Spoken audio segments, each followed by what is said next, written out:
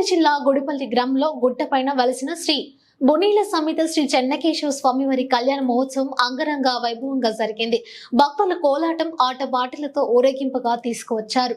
ఈ కార్యక్రమంలో కొప్పు పుష్పలత రాజేశం, కొరెండ్ల బాపులేశ్వరరెడ్డి,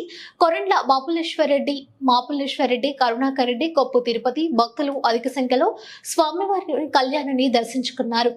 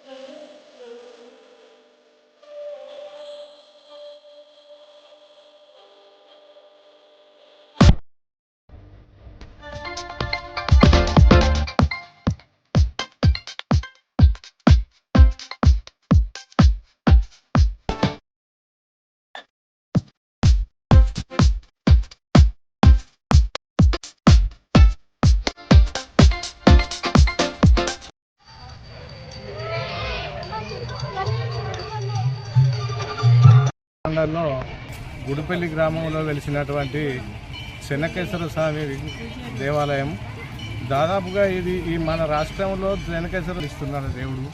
అప్పటి నుంచి ఇప్పటి వరకు కూడా దేవుడు అందరూ ప్రజలను మా 3 గ్రామాలైతే స్వచ్ఛంగా కాపాడుతుంది దేవుడే.